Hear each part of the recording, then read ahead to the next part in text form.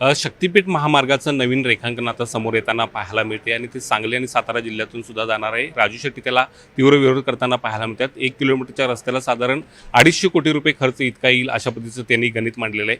यावरती बोलण्यासाठी आपल्यासोबत आहे ते सदाभाऊ खोत आहेत. त्यांच्याकडून या संदर्भातली प्रतिक्रिया जाणून घ्या. खरं तर राजू शेट्टींनी हे मांडलेलं गणित पडते का? 1 किलोमीटरसाठी साधारण 250 कोटी रुपये खर्च येईल. देशामध्ये आणि राज्यामध्ये जर विकासाला गती द्यायची असेल तर आपल्याला दळणवळणाच्या व्यवस्था ह्या निश्चितपणानं निर्माण कराव्या लागतील. गेल्या 60 वर्षाचा कालखंड जर पाठीमागचा आपण बघितला तर रस्त्यात खड्डे होते का खड्ड्यात रस्ते होते अशी परिस्थिती होती. आज प्रवास करायला एखाद्या शहरामध्ये पोचायला आपल्याला 10 तास लागायचे ते आज 50% 5 तासामध्ये लोक पोचायला लागलेले आहेत. आणि म्हणून मला वाटतं की विकासाला जर चालना द्यायची असेल तर काही विकासात्मक बाबी किंवा विकासात्मक कामं हे होणं अत्यंत गरजेचं आहे. म्हणून मला वाटतं की हा शक्तिपीठ जो जात आहे ते कमीत कमी शेतकऱ्यांचं कसं नुकसान होईल आणि एका बाजूला संपूर्ण राज्य संपूर्ण देश हा विकासात्मक गतिमान कसं होईल या दृष्टिकोनातून आता नव्यानं प्लॅनिंग केलेलं आहे. आणि जे खर्च आहे किलोमीटर असेल 2 किलोमीटरला जो काही खर्च येत आहे त्याचा DSR ठरलेला असतो, त्याप्रमाणे इस्टिमेटो होत असतात. असं काही नाही आहे की DSRला सोडून इस्टिमेट होत असतात. आणि म्हणून मला वाटतं की विकासाला विरोध होऊ नये अशी माझी अपेक्षा आहे. राजू शेट्टी आता विरोध करताना पाहायला मिळते, त्यांचा विकासालाच विरोध आहे असं म्हणता येईल का? अरे रस्ते करायचे नाहीत, दळणवळणाच्या व्यवस्था जर उभा करायचा नाही, इन्फ्रास्ट्रक्चर उभा करायचा नाही तर ग्रामीण भाग हा विकासात्मक पुढं कसा येईल? का अविकसितच हा देश ठेवायचा आहे, अविकसितच हे राज्य ठेवायचं आहे का? मग म्हणून मला वाटतं की देवाभाऊने घेतलेला हा निर्णय जो आहे तो योग्य आहे, विचारपूर्वक घेतलेला निर्णय आहे आणि एक चांगला कर्तबगार मुख्यमंत्री हा महाराष्ट्राला मिळालेला आहे. कारण काहींना विकास या महाराष्ट्रात होऊ नये अशी अपेक्षा असणारे लोक आहेत. कारण अज्ञानी जनतेवरती राज्य करता येतं. ज्यावेळी जनता सुदृढ होती, शहाणी होती त्यावेळी राज्यकर्त्यांना जाब विचारते, ह्यांना विकास नको आहे, ह्यांना भीकवादाच्या योजना पाहिजे आहेत काही लोकांना. ते म्हणतात की शक्तिपीठ कसा नको आहे हे ते पटवून देत आहेत. तसं तुम्ही शक्तिपीठ कसा हवा आहे हे पटवून देणार का मग शेतकऱ्यांना? असं आहे की जर दळणवळणाच्या व्यवस्था झाल्या तर बाजारपेठा विकसित होत असतात. शेतमालापासून इतर उद्योगधंद्यांना खऱ्या अर्थानं चालना मिळत असते.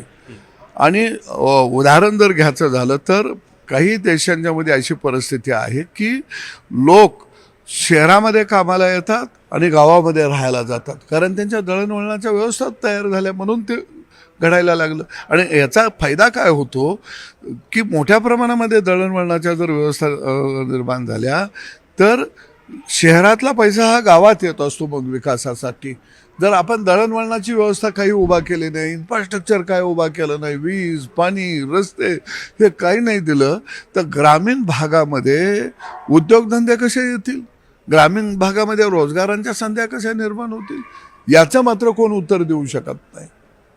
खरं तर एका बाजूला शक्तिपीठला विरोध आहे तर दुसऱ्या बाजूला आंबा उत्पादकांच्यासाठी घेऊन राजू शेट्टी लढा उभारताना पाहायला मिळते. काल त्यांनी राज ठाकरे यांची भेट घेतली, महाविकास आघाडीच्या नेत्यांची भेट घेतली. नेमकं हे काय वाटते तुम्हाला?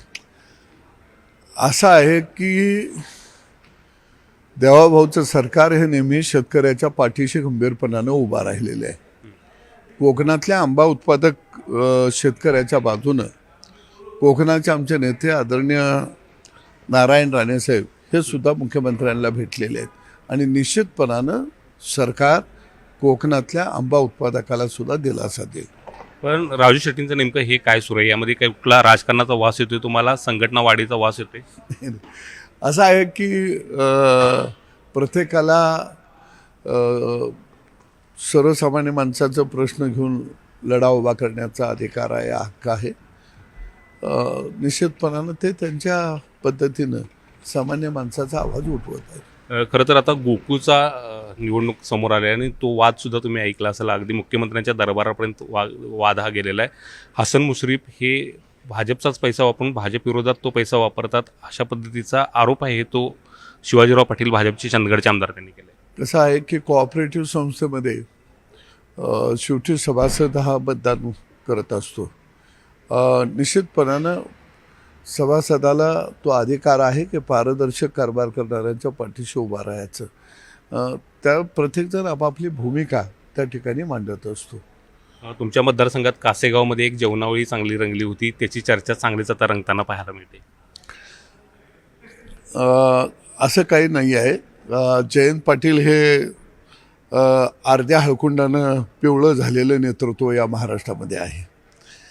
एक जिल्हा परिषद आली आणि ती सुद्धा फोडाफोडीच्या राजकारणातून, जोडाजोडीच्या राजकारणातून त्यांनी जिल्हा परिषदेवरती कब्जा मिळालेला आणि तो कब्जा मिळवत असताना त्यांच्या हातामध्ये जिल्हा मध्यवर्ती बँकेचा पुरेपूर वापर केला गेलेला आहे की तुम्ही आमच्याकडे या, बँकेचं भरमसाठ विनातारण तुम्हाला कर्ज देण्याची आम्ही व्यवस्था करत आहोत. आणि म्हणून मला वाटतं की अशा किती त्यांनी वल्गना केल्या तर आज काय त्यांची अवस्था आहे. न बोलवता महायुतीच्या प्रचारामध्ये आज बारामती मतदारसंघामध्ये रोहित पवारला उतरावं लागलेलं आहे. म्हणजे जयंत पाटलांच्या तुतारीमध्ये घड्याळ आणि कमळ आहे काय, आणि त्यांना घड्याळ आणि कमळासाठी तुतारी वाजवायला लागते. एवढं वाईट अवस्था आज जयंत पाटलांच्या राष्ट्रवादीची झालेली आहे. नक्कीच. तर हे होते सदाभाऊ खोत. त्यांनी स्पष्ट शब्दामध्ये आपल्या खास स्टाईलने आहे ते राजू शेट्टी आणि जयंत पाटलांचा समाचार घेतल्याचं पाहायला मिळते. त्यामुळे येत्या काळात या दोन नेत्यांच्या मधला आणि सदाभाऊंच्यातला वाद चिघळण्याची शक्यता आहे ती नाकारता येत नाही. Video journalist Sandeep Patil, Dnyaneshwar Salunkhe, news 18 Marathi, Kolhapur.